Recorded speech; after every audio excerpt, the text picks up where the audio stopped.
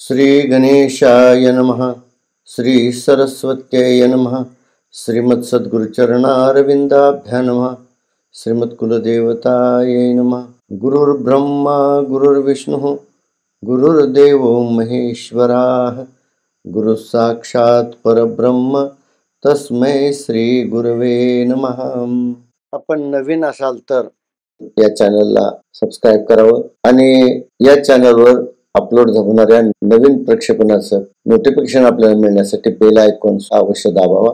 देह संवर्धन आणि विज्ञान विषयावर चालू असलेली आपली युट्यूब व्हिडिओ श्रृंखला आणि या श्रृंखलेमधील दुसऱ्या प्रकरणातील म्हणजे अन्नोत्पत्ती या प्रकरणातील मागच्या 8व्या भागात जे आपण आहाराचं पृथक्करण पाहिलं, आहाराच्या श्रेणीविषयी आपण विचार केला. त्यामध्ये प्रथम श्रेणी, द्वितीय श्रेणी ह्या 2 श्रेणी सात्विक आहाराच्या असून तृतीय श्रेणी जी आहे ती अग्निसंस्करित शाकाहारी अन्नाची ही राजस गुणवर्धक असल्यामुळं ती सीमित आहार तिचा घेण्यास काही हरकत नाही. परंतु चौथा जो आहार आहे मसाल्याच्या पदार्थ आणि मांसाहार हे अतिशय निंदनीय आहार असून प्राकृतिक दृष्ट्या मनुष्याच्या शरीर रचनेच्या अनुकूल आहार नसल्यामुळं प्रतिकूल आहार आणि अभक्ष्य भक्षणच्या प्रभावाने शरीरामध्ये अनेक रोगाचा प्रादुर्भाव होण्याची संभावना असते. परंतु समाजामध्ये असं बऱ्याच वेळेस दिसतं की अतिशय मांसाहार करणाऱ्या लोकांना सुद्धा काही रोग होत नाहीत आणि अगदी शाकाहारी सात्विक आहार घेणाऱ्या लोकांना मात्र अनेक रोगाने ग्रस्त केलेलं असतं. असं विपरीत चित्र कधी कधी समाजामध्ये दिसतं. याची कारण मीमांसा आपल्याला पुढं पाहायला मिळेल, कारण या ठिकाणी ते सांगण्याचा हा विषय नाही. म्हणून सध्या फक्त आपण आहाराच्या प्रकारामध्ये आणि आहाराच्या परिणामाविषयी आपण या ठिकाणी चर्चा करत आहोत. त्यामुळे जे मागच्या प्रकरणामध्ये आपण पाहिले की मनुष्याची शरीर रचनाच प्रकृतीनं पूर्णतः शाकाहारी भोजन स्वीकृत करणारी बनवलेली असल्यामुळं जे शाकाहारी आणि मांसाहारी प्राण्याच्या तुलनात्मक तक्त्यामध्ये आपण जे 9 मुद्दे पाहिले त्यामध्ये सर्वच्या सर्व मुद्द्यामध्ये मनुष्याची प्राकृतिक रचना शाकाहारी असल्याचं दिसून येतं. त्यावरून मनुष्य हा पूर्णतः शाकाहारी असून केवळ आग्रहाने हट्टाने कुप्रवृत्तीनं मनुष्य मांसाहार सेवन करण्याचा प्रयत्न करतो. आता या ठिकाणी आपण अशा कर्मभ्रष्ट विचारभ्रष्ट दुष्कृत्याचं फळ काय याविषयी आपण चर्चा करणार आहोत. त्यामुळं समाजात अभक्ष्य भक्षणाचा अतिरेक इतका वाढला आहे की उच्चवर्णीय शुद्ध ब्राह्मण कुळात जन्मणारे लोक सुद्धा आवडीने मांसाहार करू लागले आहेत. दिवसेंदिवस माणसाची बौद्धिक वैचारिक पातळी खालावत चाललेली आहे. त्या संबंधाने एक चिंताजनक विधान ज्ञानेश्वरी ग्रंथात संत ज्ञानदेव माऊली करतात. या कलियुगाच्या प्रभावाने विचारभ्रष्ट नास्तिकासारखे वागतील असं वक्तव्य केलेलं आहे. कारण काही प्रांतात समाजात ब्राह्मण जन्मजात शाकाहारी लोकही मांस आणि मासे खातात ही वस्तुस्थिती आहे. किंबहुना आवडीनं ब्राह्मण सुद्धा ते व्यवसाय करण्यासाठी प्रवृत्त होतात असं माऊली म्हणतात. तरी माशा लागे भुलला ब्राह्मण पान बुडारी घाला की तेतही पावला नास्तिक वादो. दुसरीकडे समुद्रातील मासे पकडण्याचा व्यवसाय करणारे कोळी समाजाचे लोक तर मासे खाणे हा त्यांचा जन्मसिद्ध हक्क मानतात. म्हणून पारंपरिक सवयीने मांस मासे खातात. त्यांच्या या चालीरीतीला पाहून केवळ मासे खाण्याच्या हव्यासापोटी जर कोणी ब्राह्मण मासेमारीचा व्यवसाय करायला निघाला तर मूळचे मांसाहारी कोळी समाजाचे लोक ही त्या ब्राह्मणाला नास्तिक म्हणून बहिष्कृत करतात. मनुष्य योनीत जन्मलेल्या कोणत्याही जाती धर्माच्या लोकांना मांसाहार वर्ज्य असून निषिद्ध खाद्य आहे. म्हणजे कोणत्याही जाती धर्माचा मनुष्य हा शाकाहारी प्रकृतीचाच आहे, कारण प्रकृतीने जाती धर्मानुसार शरीराची रचना केलेली नाही. मग तो कोळी असो व ब्राह्मण किंवा अन्य कोणत्याही उंच नीच जाती धर्माचं पालन करणारी व्यक्ती असो, कारण शरीराची प्राकृत रचना बदलत नाही. अप्राकृत अभक्ष्य आहाराचे सेवन केल्याने शरीर अपवित्र, अशुद्ध आणि मलग्रस्त रोगग्रस्त होते. तसेच आत्म्याचे नैतिक अधपतन होते. रोगाने पछाडल्यावर आयुष्याच्या उतारवयात औषध गोळ्या खाऊन वेदना सहन करत जगावे लागते. चुकीच्या प्रतिष्ठेमुळे हट्टामुळे निषिद्ध अन्न खाण्याचे आणि पोट भरण्यासाठी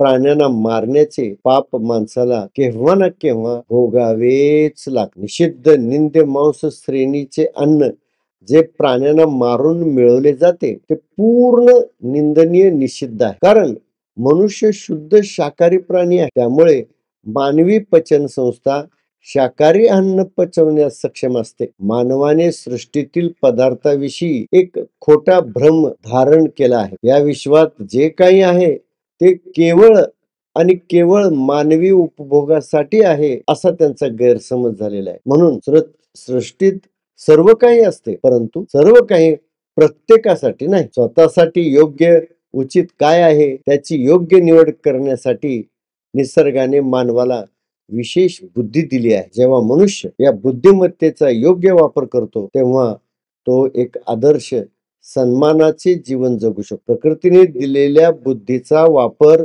परम शाश्वतावस्था प्राप्त करून घेण्यासाठी करायला पाहिजे, परंतु तो बुद्धीचा योग्य वापर करत नाही. जर जीवात्म्याने निंदनीय पशुवत स्वभाव सोडला नाही, तर त्याच्या अप्राकृत वर्तनाने घडलेले पाप, गुन्हा, प्रमाद, हत्या किंवा घेतलेले ऋण कोणत्या ना कोणत्या रूपाने निसंशय फेडावे लागते. परिणामी प्रकृती अशा अपराधी आत्म्याला गीतेत ठिकठिकाणी एनम आत्मा असे संबोधले आहे. प्रकृती क्षेत्रात जो आत्मा अपराध करतो त्याला प्रकृती मृत्यूनंतर 84 लक्ष योनीच्या भौतिक चक्रात फिरवते आणि मानवेतर आश्रित योनीत दुःख, पीडा, त्रास भोगायला भाग पाडते. कर्मभ्रष्ट, अनैतिक, बौद्धिक दृष्ट्या भ्रष्ट गुन्हेगारी वर्तन एखाद्या व्यक्तीला सर्वात खालच्या स्तरावरील निंदनीय किळसवाण्या योनीमध्ये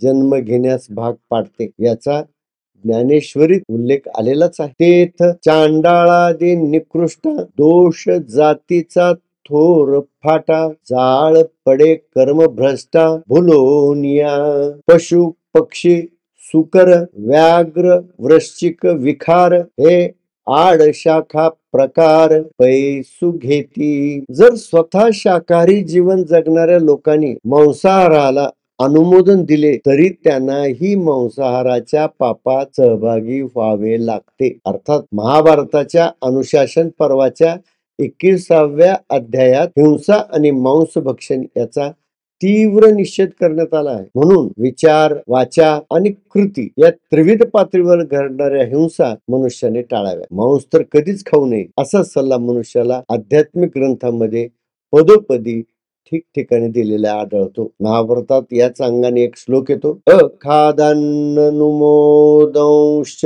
भाव दोषेन मानव यो नुमोदते हन्यंतम सोपी दोषेन लिप्यते. तात्पर्य, जरी स्वतः मांस खात नसला परंतु खाणाऱ्याला मान्यता देतो, तरी देखील भावनिक दोषामुळे मांस भक्षण पापासाठी तो दोषी आहे. अर्थात प्राणी हत्या करणाऱ्याला मान्यता देणारा देखील हिंसाचाराचा दोषी आहे. स्वमांस परमांसेन यो वर्धयितुम् इच्छति नाति क्षुद्र तरस्तस्मात् नृशंसतरो नरः. ज्याला इतर प्राण्यांचे मांस खाऊन आपले शरीर वर्धायितम म्हणजे पोसायचे आहे, त्या मानवापेक्षा निंदनीय क्रूर दुसरा प्राणी नाही. याविषयी सनातन शाश्वत शास्त्रात स्पष्ट मत आहे. हे शास्त्र समजून घेण्याची मानसिक ओढ असेल तर तुम्हाला खात्रीने कळेल. अन्यथा शास्त्र माहित असो अथवा नसो, केलेल्या कृत्याचे परिणाम अटळ आहे. तो भोग कधी आणि कसा भोगावा लागेल हे सांगता येत नाही. मनुस्मृतीच्या श्लोकामध्ये 8 प्रकारचे लोक हिंसक कृत्याचे भागीदार मानले गेलेले आहेत. जे उदरनिर्वाहासाठी प्राणी मारतात तो तर खात्रीने पापी असतोच, परंतु त्याला मदत करणारे, प्रोत्साहन देणारे सुद्धा तेवढेच जबाबदार आहेत. अनुमंता, विशेषिता, निहंता, क्रय विक्रयी, संस्कर्ता, चोपहंताच हादयशेती घातकः. मनुस्मृतीमध्ये आलेल्या या श्लोकामध्ये असं सांगतात की सजीव प्राण्यांना मारणारा, हत्येस अनुमती देणारा, परवानगी देणारा, देहाचे तुकडे करणारा, मांस खरेदी करणारा आणि मांस विकणारा, तसेच मांस शिजवणारा, मांस वाढणारा आणि मांस खाणारा, हे 8 क्रिया करणारे लोक एका प्राणी हत्येच्या पापकृत्यात सहभागी होतात. त्यामुळे यज्ञ समारंभात पशुबळी देणाऱ्या याज्ञिक लोकांचीही अशीच घोर अधोगती होते. जे यज्ञ करतात म्हणून त्यांना पशु हत्येचे पातक क्षम्य नाही असे मत एकनाथी भागवतात स्पष्ट आलेले आहे. मग मला सांगा, मोक्ष मिळावा म्हणून जे यज्ञ केले जातात ते दोषयुक्त हिंसक यज्ञ याग करण्यात काय अर्थ आहे? एकनाथ महाराज आपल्या या ओवीत म्हणतात, एवं जेथे पशु हनन ते कर्म सदोष पूर्ण, या लागी तेथ अधपतन बोलिले जाण याज्ञिकाशी. ज्या कृतीने मनुष्याचा अधपतन होते, ज्या कृत्यामुळे मनुष्य प्राण्याची हत्या होते, त्या सर्व क्रिया दोषपूर्ण आहे. यज्ञाच्या निमित्ताने पशुची कत्तल होत असेल तेथे उपस्थित राहिल्याने किंवा अशा समारंभात सहभागी होणाऱ्या व्यक्तीचे सुद्धा अधपतन होते. अहिंसा समर्थनार्थ शाकाहारी व्यक्तीचे महत्व सांगताना महाभारतात गुरु बृहस्पती म्हणतात, जो मद्य आणि मांसापासून स्वतःला दूर ठेवतो त्याला दान, त्याग आणि तपश्चर्याचे फळ काही न करता आपोआप मिळते. केवळ शुद्ध शाकाहारी अन्न ग्रहण करणाऱ्या व्यक्तीचे एवढं महत्व आहे. त्यांनी विशेष दान क्रिया किंवा कोणताही त्याग तपश्चर्या करण्याची काही आवश्यकता नाही. केवळ शाकाहारी हे जीवन जगल्याने त्याला हे फळ सगळं आपोआप मिळत. सर्व यज्ञेषु वा दानम, सर्व तीर्थेषु वा प्लुतम, सर्व दान फलम वापी नैत तुल्यम हिंसया. महाभारतात आलेला हा श्लोक स्पष्ट सांगतो की सर्व यज्ञातील दानाचे फळ, सर्व तीर्थात स्नान केल्याचे फळ, कोणत्याही महादानाचे फल अहिंसक पुरुषाच्या उंचीची बरोबरी करू शकत नाही. दुसऱ्याच एका आणखीन महाभारतातल्या श्लोकामध्ये म्हणलेलं आहे, हिरण्य दानैह गोदानैह भूमिदानैह च सर्वशः मांसस्या भक्षणे धर्मो विशिष्ट शादिती श्रुती. याचा अर्थ महाभारतात सोन्याचे दान, पशु व भूमिदान केल्याचे जे धार्मिक फल प्राप्त होते तेच फल केवळ मांसाहार न केल्याने मिळते, विशेष श्रेष्ठ प्राप्ती होते असं श्रुतीने स्पष्ट म्हटलं आहे. कारण तो व्यक्ती तेवढाच श्रेष्ठ होतो जेवढा या दानाने होतो. म्हणून आणखीन एक श्लोक महाभारतात याच आशयाचा आहे, ददाती यजते चापी तपस्वीच भवत्यपि मधुमांस निवृत्तेती प्राह चैवन बृहस्पती. महाभारतात गुरु बृहस्पती म्हणतात, जो दान करतो, यज्ञ आणि तपश्चर्या करतो म्हणजे या तिन्ही क्रियेचे फळ केवळ मद्य आणि मांसाचा त्याग करणाऱ्याला सहज मिळते. महाभारत ग्रंथात आणखीन एक गोष्ट सांगितलेली आहे, रूपमव्यंगतामायुः बुद्धिं सत्वं बलं स्मृतिं प्राप्तु कामे नरे हिंसा वर्जिता वै महात्मभिः. महाभारतातील या श्लोकाचा अर्थ असा आहे, तुम्हाला सुंदर निरोगी शरीर हवे असेल, बघा हा ऑप्शन आहे, पर्याय आहे. खरोखर जर तुम्हाला सुंदर दिसावं असं वाटत असेल, निरोगी जगावं असं वाटत असेल आणि त्या प्रकारचं शरीर हवं असेल आणि त्या शरीराला दीर्घायुष्य हवे असेल, ते शरीर कार्यक्षम आणि त्या शरीराला कार्यक्षम करणारी बुद्धी हवी असेल, सत्वशुद्धी हवी असेल, मजबूत सक्षम शरीर आणि तीक्ष्ण स्मरण शक्ती हवी असेल, तर अशा महात्म्याने प्रथम हिंसाचाराचा पूर्ण त्याग करावा. कारण हिंसा प्रवृत्तकांना हे काहीही प्राप्त होत नाही. या मताची पुनरावृत्ती संत एकनाथ महाराज करतात. कोणत्याही प्रकारची क्रूरता आणि प्राणीहिंसा मानवाच्या अधोगतीचे लक्षण आहे. आवडी खावया मांसा अथवा स्वर्गाची आशा, जे करीती पशुहिंसा तया पुरुषा अधपतन. यागू करिता सोत्रामणी स्वयेन व्हावे मद्यपानी, ते यज्ञशेष अवघ्राणी परी सर्वता वदनी घालू नये. एकनाथ महाराज आपल्या या ओव्यामधून स्पष्ट सांगतात, जो स्वर्ग प्राप्तीच्या इच्छेने केलेल्या कोणत्याही दैविक स्तोत्रामणी यज्ञामध्ये मद्य व पशुबळी बंधनकारक मानले जाते. कारण स्तोत्रामणी यज्ञ म्हणजे पशुबळी आणि मद्यप्राशन करणं हे फार प्रतिष्ठेचं मानलं जातं. अशा यज्ञात मांस व मद्य याचे अवशेष केवळ नाकाला लावावे असा प्रघात आहे. तेथे तोंडात घास घालण्याची किंवा मद्यप्राशन करण्याची परवानगी नाही. यजमान किंवा यज्ञस्थळी उपस्थित कोणत्याही व्यक्तीने यज्ञात दिलेल्या पशुबळीचा किंवा त्या प्राण्याच्या अंगभाग शिजवून खाण्याची परवानगी शास्त्रात दिलेली नाही. पण लोक तर देवीच्या पूजनासाठी बळी देतात आणि ते शिजवून खातात. आदिमाया आदिशक्ती दैवी पार्वतीचे भक्त अंधश्रद्धेने मद्य आणि मांसाहार का करतात? ही दुराचारी वाईट प्रथा का पाळतात? अशी अधोगतीला नेणारी कर्मे केल्याने देवी नारायणी भगवती कशी प्रसन्न होते त्यांना? हे बुद्धिप्रधान मनुष्याला का कळू नये? इथं मला एक गोष्ट कळत नाही. साक्षात पार्वती देवी स्वयं शाकाहारी आहे, तिला पुरणपोळीचा निवेद असतो. साक्षात महादेव स्वयं वैष्णव आहेत, नित्य भजन करणारे, ध्यान करणारे, पूजन करणारे आहेत. विष्णू त्यांचा आराध्य आहे.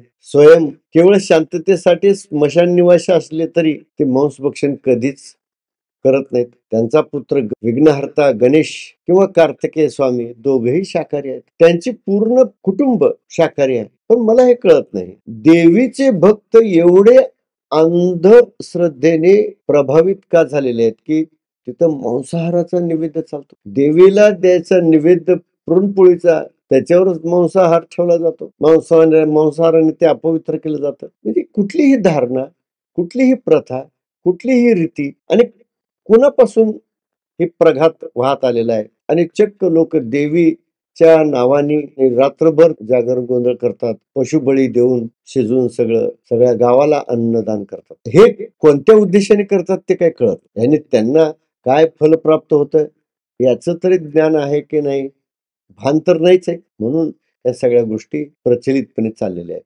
त्यामुळे कोणत्याही व्यक्तीला वेदांची मांसाहार करण्याची आज्ञा नाही. करावे मांस भक्षण हे वेदाज्ञा नाही जाण, एरवी पशुहिंसा न करणे, मांस न भक्षणे हे वेद गुह्य. एकनाथ महाराज तर स्पष्ट सांगतात. अरे बाबा, वेदांनी अशी कुठेही आज्ञा दिलेली नाही. आता त्यांच्या इतका वेद कोणी वाचलाय का? त्यांच्या इतका वेद शास्त्र कोणी अभ्यासलंय का? ते स्वतः आपल्या या एकनाथी भागवतात सांगतायत की मांस भक्षण करावे किंवा त्याचं समर्थन देणारे कुठलंही वक्तव्य कोणत्याही वेदात दिलेलं नाही. म्हणजे वेदाची तशी आज्ञाच नाहीये.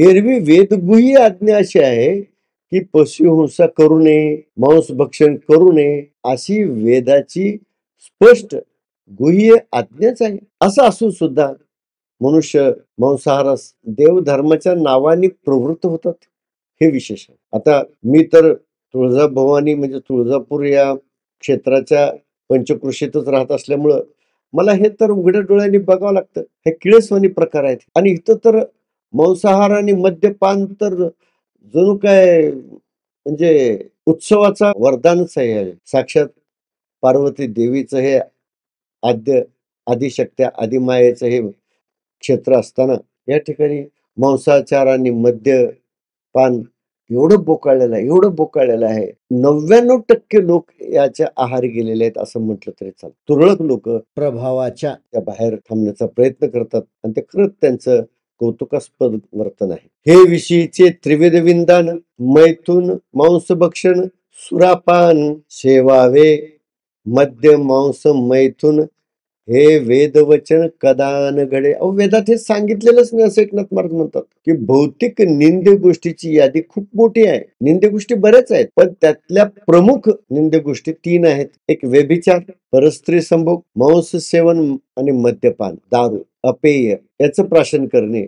या 3 मुख्य कृत्यांना वेदाने पूर्णतः निषिद्ध निंदनीय कृत्य मानलेले आहेत. बाकीचे तर अशा निंद्य गोष्टी बऱ्याच आहेत. खोटं बोलू नये, चाडी करू नये, निंदा करू नये, ह्या अनेक गोष्टी आहेत. पण त्यातल्या त्यात या 3 प्रमुख गोष्टी आहेत. मद्यप्राशन, मांसभक्षण आणि मैथून म्हणजे व्यभिचार. न कृत्वा प्राणिनाम हिंसा मांसोत्पद्यते क्वचित न च प्राणिवध स्वर्गम तस्मात् मांस विवर्जयेत. मनुस्मृती मध्ये सुद्धा हा एक श्लोक आलेला आहे की बाबा रे, ज्यांना स्वर्गात जाण्याची इच्छा आहे ना, त्यांनी मांस जनावरांना मारूनच मिळते. पोटाची खळगी भरण्यासाठी प्राण्यांना मारण्याचे नीच कृत्य कधीही करू नये, कारण हिंसा करून सर्वोच्च स्वर्गाकडे म्हणजे सुख, समाधान, आनंद या क्षेत्राकडे नेणारे सर्व मार्ग आपण आपल्या हाताने बंद करतो. प्राण्याची हिंसा करून नीच मूर्ख मनुष्य प्राणी स्वतः नरकात जातो. म्हणून प्रथम मांसाचा पूर्ण त्याग करावा असं मनुस्मृतीमध्ये सांगितलेलं आहे. नही मांस तृणात काष्ठादुप्लाद्वपि जायते हत्वा जंतु ततो मांस तस्मात दोषस्तु भक्षणे. प्राण्यांना मारल्याशिवाय मांस मिळत नाही. जिवंत असले तरी गवत, लाकूड किंवा दगडातून मांस मिळू शकत नाही. मांस खाणे म्हणजे कोणत्या तरी सचेत सजीव पशुची हत्या करावीच लागते. अर्थातच ते पापयुक्त, निषेधार्ह, दोषयुक्त कृत्य आहे. या ठिकाणी स्कंद पुराणामध्ये आलेला हा श्लोकात स्पष्ट सांगितलेलं आहे. मान्य आहे, गवत, लाकूड, दगड सुद्धा जिवंत आहेत. दगडाला जड जरी मानलेलं असलं तरी ते जिवंत पदार्थ आहेत. अर्थात त्याची चेतना पातळी कमीत कमी किमान आहे, एवढंच आहे, पण ते सचेत आहे. कारण त्या प्रत्येक कणाकणात आत्मा भरलेला आहे. आत्मांश त्यात प्रत्येक अणुमध्ये, रेणूमध्ये, प्रत्येक इलेक्ट्रॉन मध्ये, न्यूट्रॉन, प्रोटॉन मध्ये भरलेला आहे आणि तो जिवंत आहे. आत्मांशच सचेत चेतन शक्ती स्वरूप स्वयं संचलित म्हणजे स्वयं गतिमान आहे, कंपायमान आहे आणि म्हणून तो चेतनेचं लक्षण आहे. म्हणून त्या ठिकाणी सांगितलंय, बाबा रे, मांस मिळवण्यासाठी तुम्हाला एखाद्या प्राण्याची हत्याच करावी लागते. जे निषेधार्ह दोषयुक्त कृत्य आहे ते करू नका. धन्यम यशस्यमायुष्यम स्वर्गम स्वस्त्ययनम हत मांसस्या भक्षणम प्राहुः नियताः परमर्षयः. महाभारतात आणखीन एक श्लोक आलेला आहे. याचा अर्थ, नियमाचे नित्य पालन करणाऱ्या दिव्य महर्षींनी मांसाहाराचा त्याग हा ऐश्वर्य, कीर्ती, दीर्घायुष्य आणि स्वर्गीय सुख मिळवण्यासाठी परम कल्याणाचे साधन असल्याचे सांगितलेलं आहे. यज्ञश्रुती कृतैर्यो मार्गैर्बुधो धमः हन्याजंतून मांस घृद्नुः चवै नरकभांग नरः.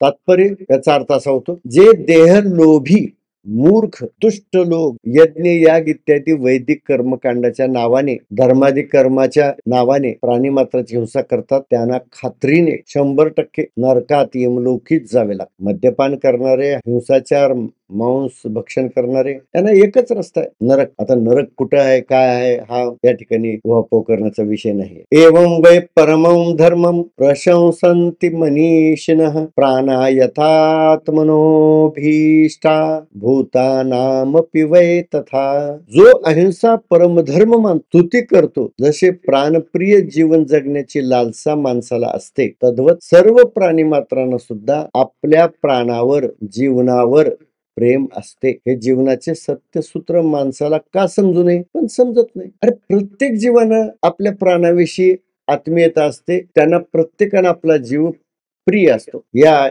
आशियाची चक्रवर्ती राजा शिबी बद्दल एक कथा पुराणात येते, ते आपण या ठिकाणी थोडक्यात समजून घेऊ. राजा उशीनगर पुत्र चक्रवर्ती राजा शिबी भगवान विष्णूचा परम भक्त होता. स्वभावाने हा राजा दानशूर होता. दानशूरपणाचे तिन्ही लोकात कौतुक होते. दानाबद्दल राजाची कीर्ती ऐकून देवेंद्र आणि अग्निदेव त्याचे दातृत्व तपासण्यासाठी वेश पाठवून आले. त्यावेळी अग्नीने कबुतराचे रूप धारण केले आणि कबुतराला पकडण्यासाठी बाजाचे म्हणजे गरुड रूप घेऊन देवेंद्र पाठी लागला. अर्थात कबुतराच्या रूपामध्ये भयग्रस्त स्थितीमध्ये कबूतर उडत उडत चक्रवर्ती राजा शिबीच्या महालात शिरले आणि राजा पुढे येऊन बसले. हे राजन, मला वाचवा. हे पाहून शिबी राजाचे गुरु म्हणाले, हे राजन, जीव धोक्यात असल्याचे पाहून संरक्षणासाठी कबूतर आले आहे. अर्थात प्रत्येक पशुला जगण्याचा अधिकार आहे आणि जीवन आणि जीवदान, प्राण वाचवण्यापेक्षा अन्य कोणती मदत श्रेष्ठ नाही. कबूतर म्हणाले, हे राजन, गरुड माझा पाठलाग करत आहे. भीतीपोटी मी तुला शरण आलो आहे. नियमाप्रमाणे दुर्बल अपंगाचे संरक्षण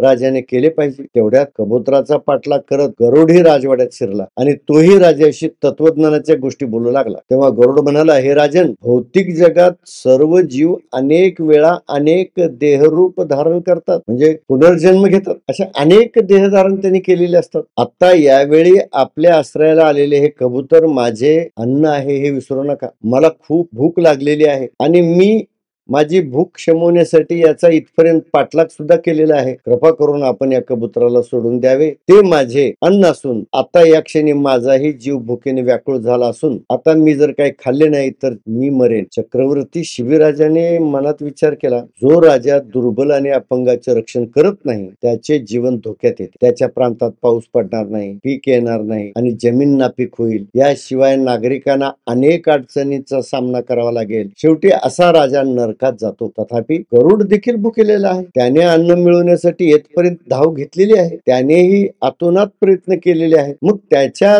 तोंडचा निवाळा हिसकावून घेण्याचा आपल्याला अधिकार आहे का? आणि त्याला उपाशी ठेवणं हेही पापच आहे. आता मी काय करू? ही द्विधा स्थिती लक्षात घेऊन पुढील संवाद झालेला आहे ते पहा. शिबी म्हणाला, हे गरुडा, ठीक आहे, तू इथपर्यंत धावत आलेलाच आहेस, तूही थकलेला आहेस, पण मी तुला यापेक्षा चांगलं अधिक चविष्ट अन्न देईन. कृपया कबुतराला सोडून दे. गरुड म्हणाला, हे राजा, माझ्यासाठी कबुतरापेक्षा अधिक चविष्ट स्वादिष्ट काहीही असू शकत नाही. ब्रह्माजीने म्हणजे निसर्गाने, प्रकृतीने माझ्या खाण्यासाठी कबूतर ठरवलेलं आहे. शिबी म्हणाला, हे बघ, कबूतर रक्षणासाठी माझ्याकडे आलेले आहे. माझा शरणागत असताना मी त्याला तुझ्या स्वाधीन करून शास्त्रवचन मोडू शकत. कबुतराचा जीव वाचवण्यासाठी मला जीव द्यावा लागला तरी काही हरकत. याशिवाय तुला जे हवे ते तू मागू शकतो. गरुड म्हणाला, हे राजा, जर तुम्हाला एक कबुतराचा खरोखर जीव वाचवायचाच असेल तर एक काम करा. या कबुतराच्या वजना एवढे तुमच्या उजव्या मांडीचे मांस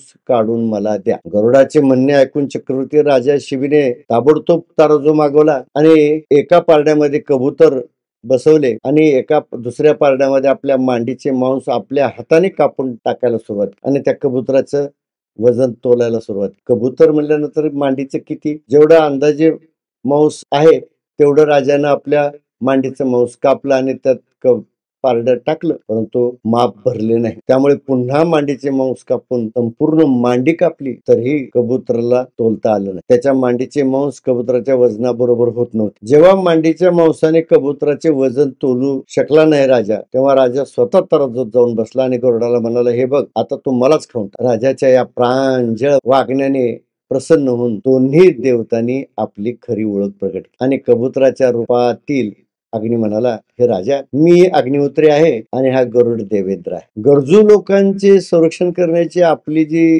तत्पर इच्छा असते आणि इतर प्राण्याबद्दल तुमच्या मनात भावनाची चाचपणी घेण्यासाठी आम्ही या ठिकाणी आलो आहोत. तुम्ही या परीक्षेत उत्तीर्ण झाला आहात. या घटनेने तुझी कीर्ती जगभर पसरेल आणि तुझा उत्तराधिकारी वारस मुलगाही तुझ्यासारखे सन्माननीय जीवन जगेल. असं म्हणत राजाला आशीर्वाद देऊन दोन्ही देव अंतर्धान पावले. या कथेत एकच बोध शिकायला पाहिजे. कबुतराचा जीव वाचवण्यासाठी राजाने त्याच्या शरीराचे मांस कापले आणि शिकारी प्राण्यापासून त्याचे प्राण वाचवले. जन्मजात शाकाहारी असूनही माणसाने आपल्या पोटाची खळगी भरण्यासाठी दुसऱ्या प्राण्याचा जीव घेणे आणि त्यांच्या मृत शरीराचे मांस खाणे किती अनैसर्गिक वर्तन ठरते. मांसाहार न करणारी शाकाहारी व्यक्ती वन्य प्राण्यांचा मित्र, आदरणीय आणि सन्माननीय. स्वयंभुव म्हणून महाभारतात हेच म्हटलंय, न भक्षयति यो मांसम न च हंत्यान्न घातये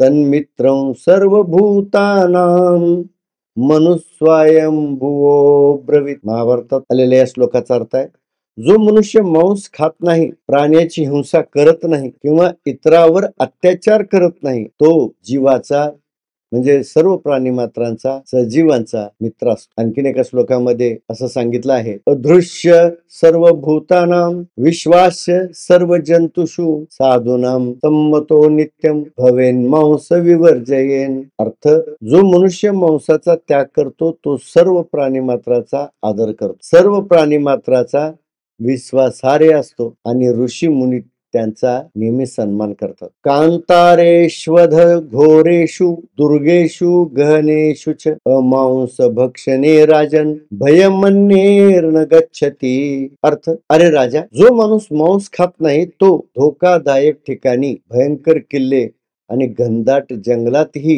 अन्य कोणत्या प्राण्याला घाबरत नाही. मानवाने मांस खाण्यास कधी सुरुवात केली हा इतिहासाचा भाग आहे. कारण प्राकृतिक दृष्ट्या मनुष्याची प्रकृती तर शाकाहारी आहे. अनादी काळापासून, म्हणजे कधीपासून मनुष्य मांस खाऊ लागला याचा जर पूर्व इतिहास समजून घेतला तर या प्रश्नाचे उत्तर खात्रीने मिळेल. किंवा जन्मतः मनुष्य शाकाहारीच असतो. आदी मानव पृथ्वीवर जन्मला तेव्हा जन्मजात तो शाकाहारी होता. निसर्गाने याला शाकाहारी बनवलेला आहे. म्हणून सुरुवातीच्या काळी तो फक्त वनस्पतीचे कच्चे उपांग म्हणजे पाने, फुले, फळे, खोड इत्यादी खाऊन जगत असे. कारण जंगलातल्या कोणत्याही प्राण्याला पकडून त्याला कच्चे खाण्याची माणसाची नैसर्गिक प्रकृती नाही. म्हणजे माणूस कच्चे मांस खाऊ शकत नाही आणि पचवू सुद्धा शकत नाही. परंतु जंगलातल्या जंगली क्रूर प्राण्यापासून स्वतःला वाचवण्यासाठी रात्रंदिवस प्रयत्न करावे लागत. कधी कधी स्वसंरक्षणार्थ हिंस्र प्राण्याची शिकार करावी लागत होती. परंतु तो त्या मारलेल्या प्राण्याचे मांस खाऊ शकत नव्हता. कालांतराने वादळात झाडांच्या फांद्या एकमेकावर घासून जंगलात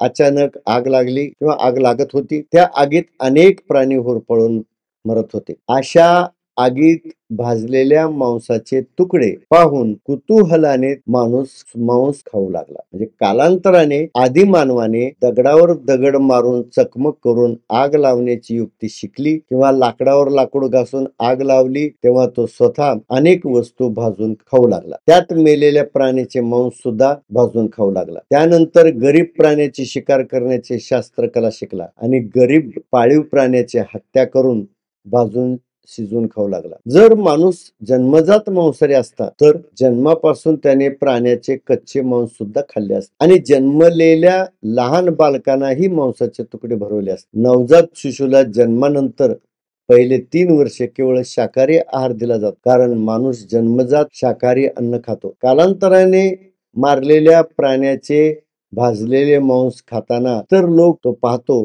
म्हणून त्याला मांस खाण्याचे व्यसन जडते. अर्थात तेव्हापासून मनुष्य अग्निसंस्कार करून मांसाहार करू लागला. काही चुकीच्या धारित बुद्धीने मांसाहार सेवन करण्याचे अनुकरण करू लागला. आता आधुनिक मनुष्य तर मांसाचा मोठा उद्योग व्यापार करतो. त्यासाठी जलचर माशांना पकडून पाण्याबाहेर काढून क्रूर हत्या करतो. जंगली प्राण्यांना मारण्याचे नवनवीन शिकारी तंत्र कुशलतेने अवघे प्राणी विश्व तो संपवत चाललेला आहे. मनुष्य तर प्राणी जगताचा जणू तो कर्दनकाळ यमच झाला आहे. त्यामुळे मनुष्य नैसर्गिक जगताचे चक्र बिघडवत चाललेला आहे. याचे सर्व परिणाम मनुष्याला येत्या भविष्यात भोगावे लागतो. आपल्याच आत्मघातास कारणीभूत ठरत आहे. या पुढचा भाग या मांसाहाराविषयी असल्यामुळं या ठिकाणी आपण थांबूया. धन्यवाद.